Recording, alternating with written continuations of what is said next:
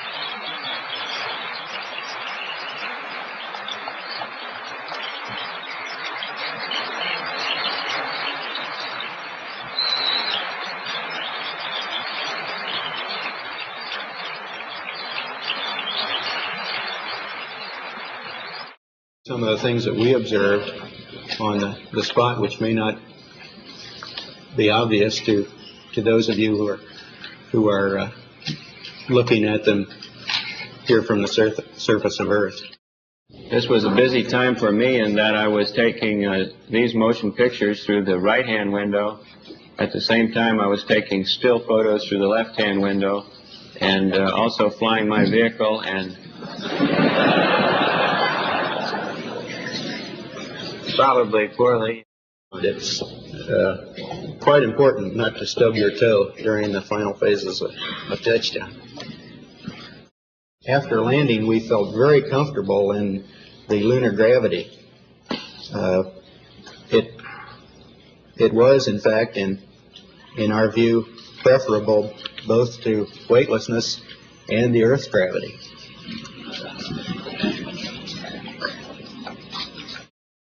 We predicted that we might be ready to leave the land by 8 o'clock, but those of you who followed on the ground recognize we missed our estimate by a good deal. This was the first of a number of times when we found two men were a great help. I quickly put up the TV camera.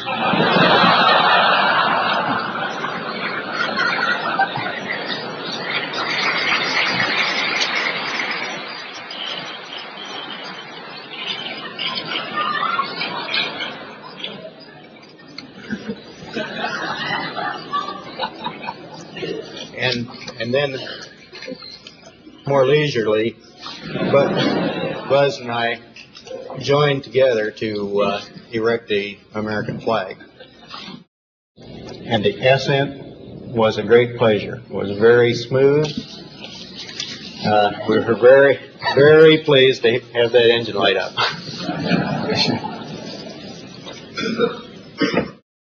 Many simulator runs, we found that this was about as perfect a rendezvous as we could have asked for. This is Eagle as seen by Columbia, or perhaps half an Eagle would be better since the Lancia.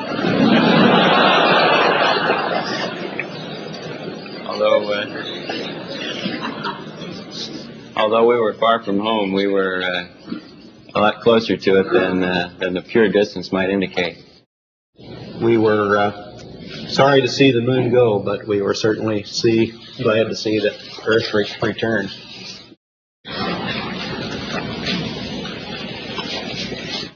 Was there ever a moment on the moon when either one of you were just a little bit spellbound by what was going on? About 2.5 hours.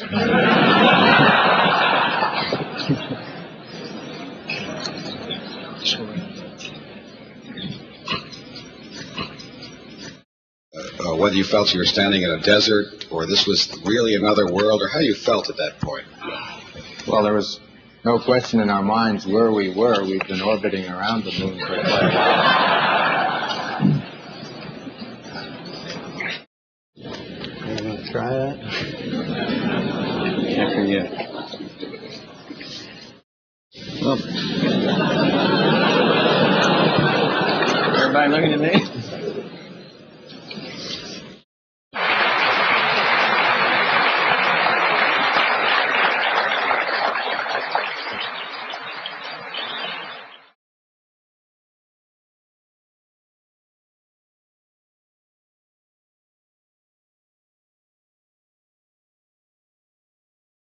Exclusive. Buzz, this is Houston. You've got about 10 minutes left now. 10 minutes left now prior to commencing your EVA termination activities. Over. All you need is the rocket experience. What you need is the rocket experience. All you need is the rocket experience. To go flying into outer space. See this world as a beautiful place. All mankind, one human race.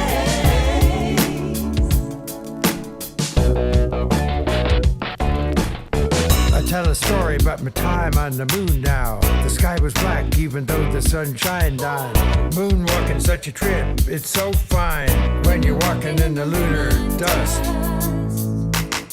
It took us 4 days riding on a rocket to set foot for the very first time. I'm gonna tell you about the meaning of it all. We came in peace for all mankind. Imagine a place above the sky, riding orbits in 90 minutes time. All you need is to come with me. I'll be your guide. To go flying into outer space. See this world as a beautiful place. All mankind, one human race.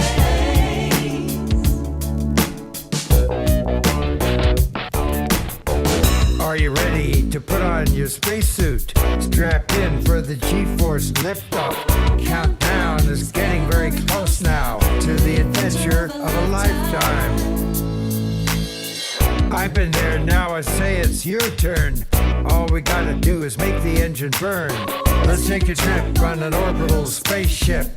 This is how we will reach the stars. Stars, stars, stars, stars. No atmosphere here. Make sure that you've got your feet underneath you. Lack of gravity. Lack of gravity. Lack of gravity. Gravity. All you need is the rocket experience. Beautiful view. Magnificent desolation. What you need is the rocket experience. Buzz, you're cleared for takeoff. All you need is the rocket experience. Roger, understand. We're number one on the runway. All you need is the rocket experience. It's all you need. To go flying into outer space. I am the spaceman. See this world as a beautiful place. I am the rocket man. All mankind, one human race. It's time to venture far. Let's take a trip to Mars.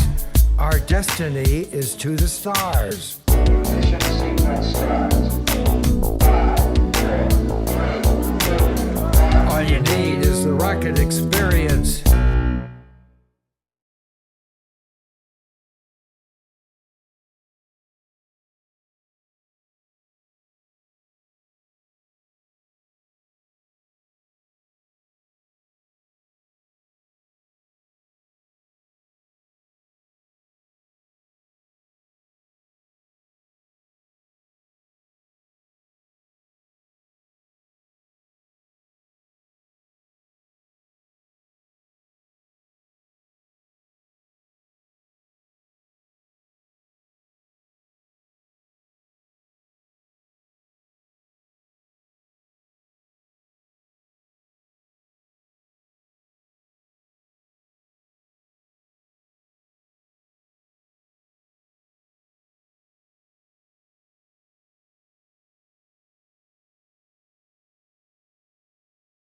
Mr. Armstrong, I do realize that when you were on the moon, you had very little time for gazing upwards. But could you tell us something about what the sky actually looks like from the moon, the sun, the earth, the stars, if any, and so on?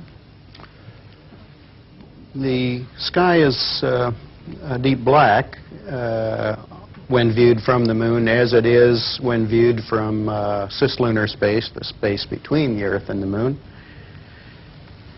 The Earth is the only visible object other than the sun that can be seen, although there have been some reports of seeing planets. I myself did not see planets from the surface, but I suspect they might be visible.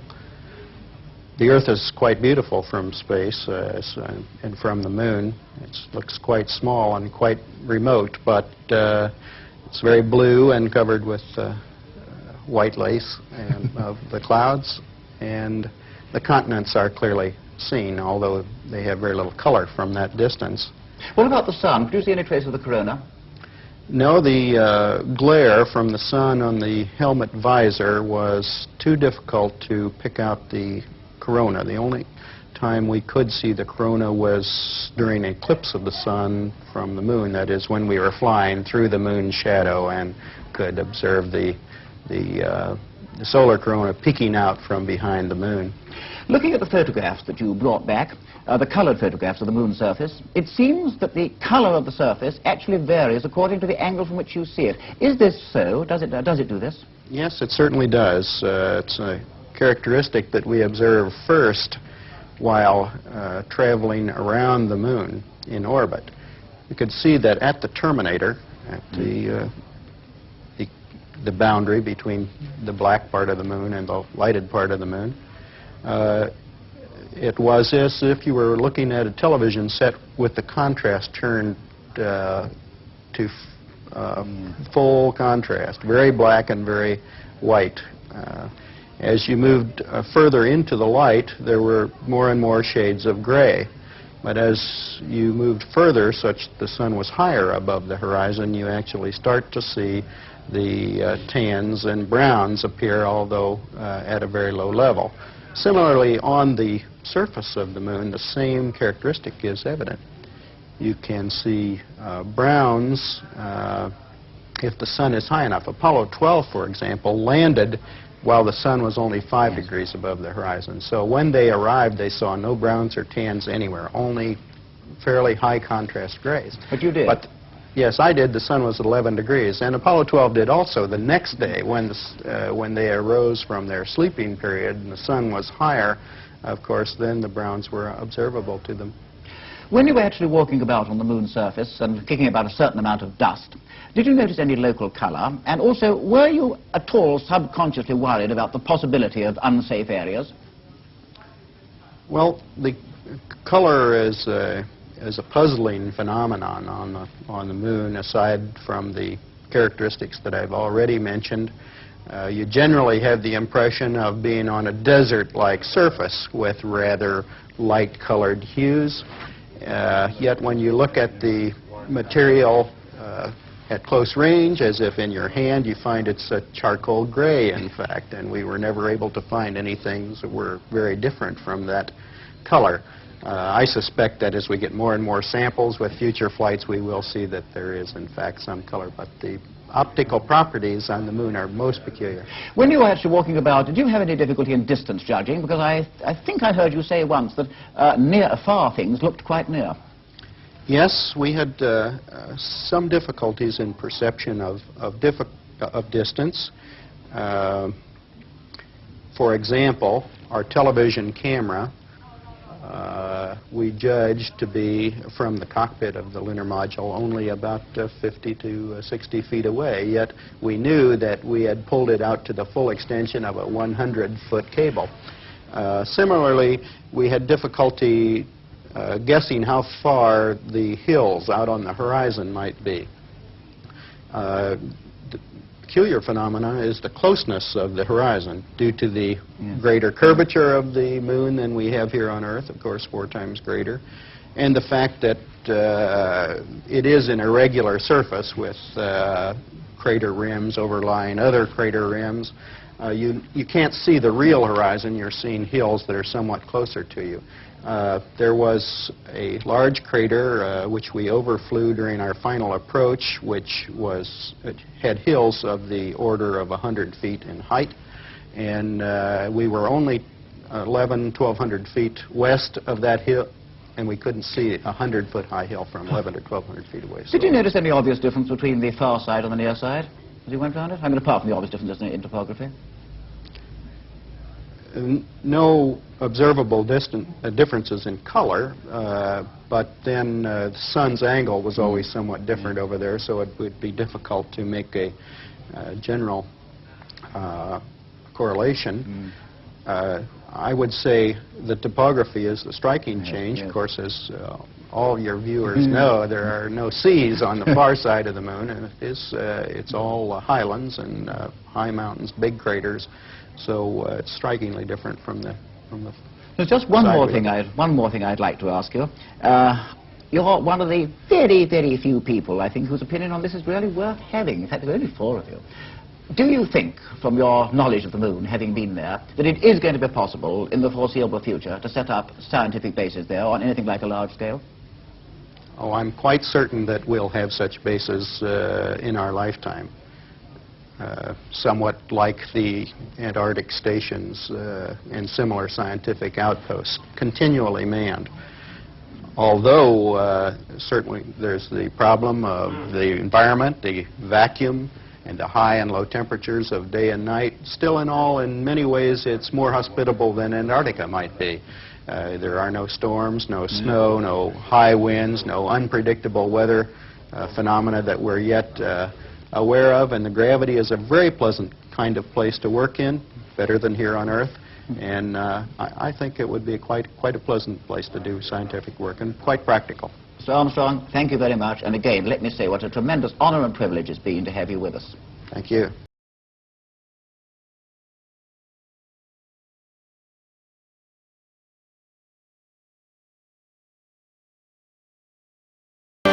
Long ago, I learned that all engineering is a matter of designing machines to solve problems. I'm Neil Armstrong. In the Apollo program, I acquired a respect for the ability of Chrysler Corporation engineering to help solve some of the incredible problems of space travel. Now I've seen what they've done for cars, and I'm convinced Chrysler engineering has solved many of the problems that concern all drivers. By pioneering the use of front-wheel drive in small American-built cars, they've given them a new kind of control and handling. For the bigger cars, they have engines and transmissions that are right for the times.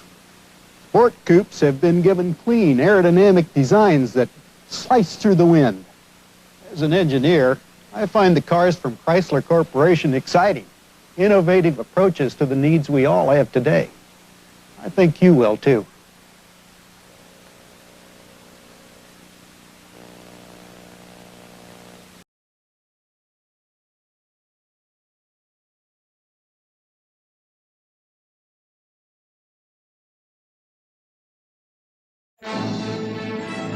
On July 16, 1969, the crew of Apollo 11 prepared for a journey that has been called the greatest single step in human history.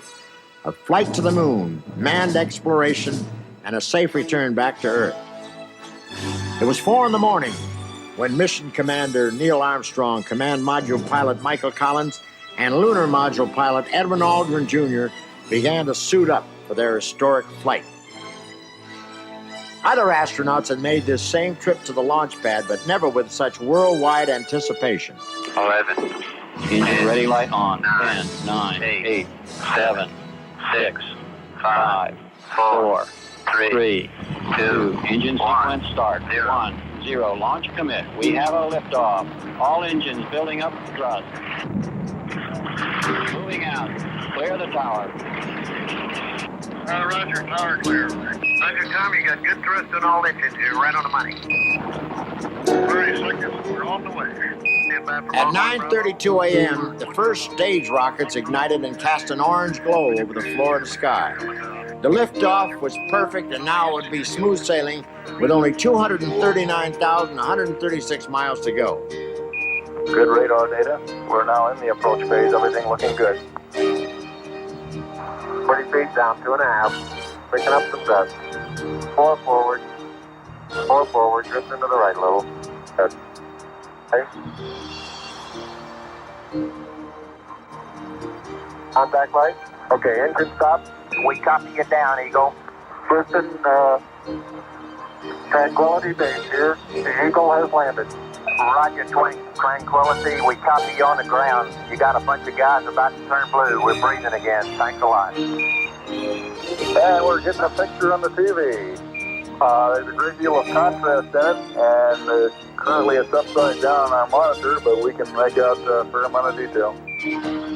Okay, Neil, we can see you coming down the ladder now. Sunday, July 20th, 1969. Around the world, nearly 1 billion people watched this moment on television as the first man from Earth prepared to set foot on the moon. At the foot of the ladder, the 11-foot beds are only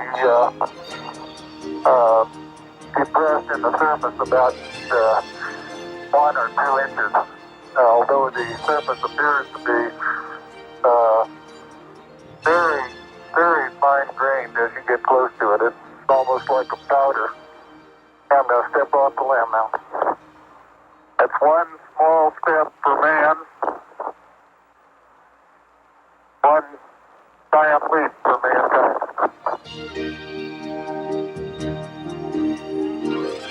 Here's Buzz Aldrin coming down to join Neil, and together they performed a number of scientific experiments. Along with medals honoring their fellow astronauts who lost their lives in the space effort, they left a plaque that read, "Here men from the planet Earth first set foot on the moon July 1969 AD. We came in peace for all mankind." And just before they boarded the lunar module for the return trip, they planted the first American flag on the moon. And the flags were out for them when they got home, too. What a reception they got. And they earned it. Here he is, ladies and gentlemen, Neil Armstrong, right here.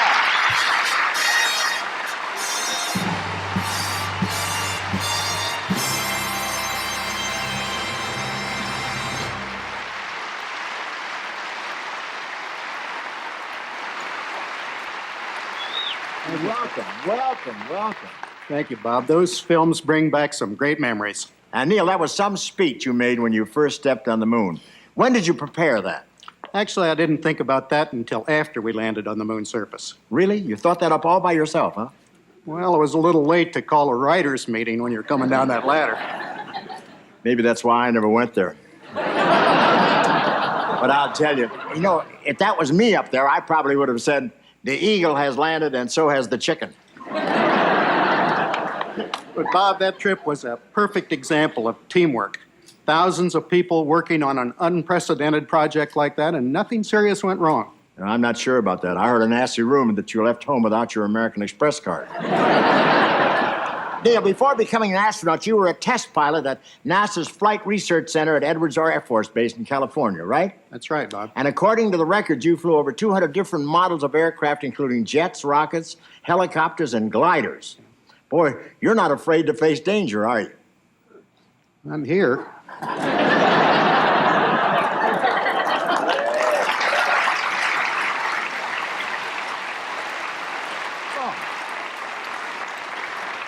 And you gotta laugh, but I'm glad. Tell me, when did you first learn to fly? When I was 15, Bob. Oh, you're kidding. 15? When I was 15, the closest I came to flying was having a propeller on my beanie. Neil, a lot of people might not know this, but I should be calling you Professor. Well, I used to teach and do research at the University of Cincinnati. Would you like to give me a grade on my monologue? I don't think so, Bob. I taught aerospace engineering, and I'm used to grading things that get off the ground.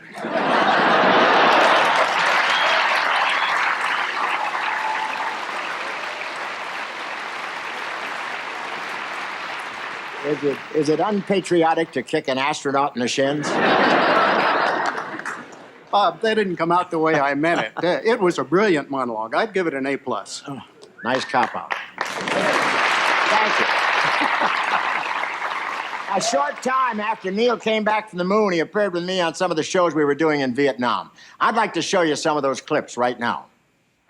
I've had the privilege of meeting some outstanding men in our time, but the very quiet and soft-spoken young man you're about to meet now is a part of a team that provided this world with a thrill they will not soon forget. Ladies and gentlemen, the first man to set foot on the moon, Neil Armstrong, right here.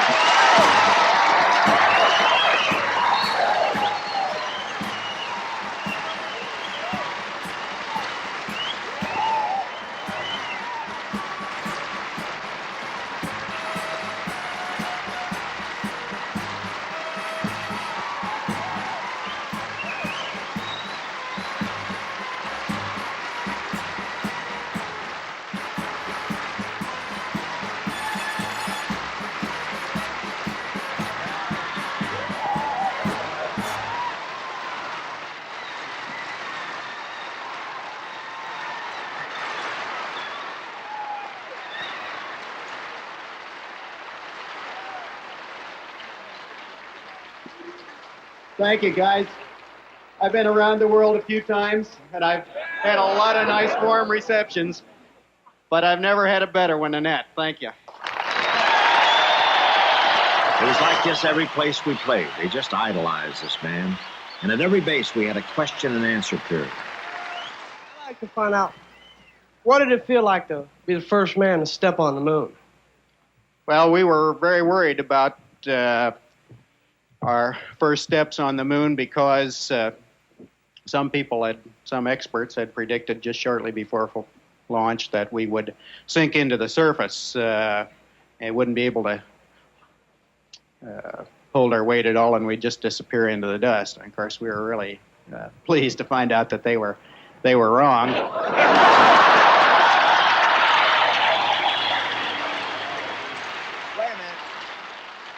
Is that two girls or one girl with two heads? What is it, darling? We'd like to know when you're going to take the first woman to the moon. Yeah. Hey, wait a minute. When do you want to go? We welcome you with open arms. I really think that we'll have some women in space one of these days. I'm looking forward to it. I'm sure they're going when they find out they can go up there and be weightless.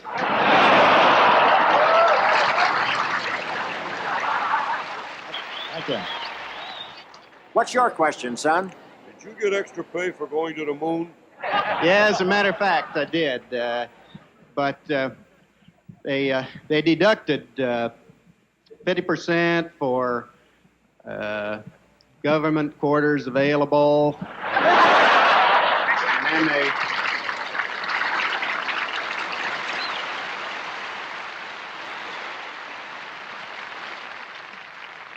deducted for government meals available.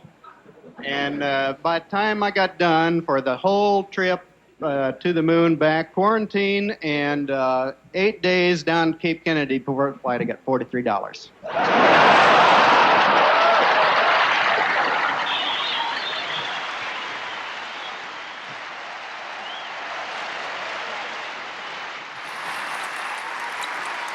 Let me tell you, Neil, they got a kick seeing you there, and they felt that way about you all over the world. They tell me you were decorated by 17 countries. Well, those were really meant for all of us, Bob, but you've been decorated by quite a few countries yourself. That's true, and some of those tomato stains just don't come out. Do you have any advice for the youngsters out there who might want to take over your job someday? Yes, just study hard and be the best at whatever you want to do. The program will find you. And do you have any advice for youngsters who may want to take over your job someday? Yes, become astronauts.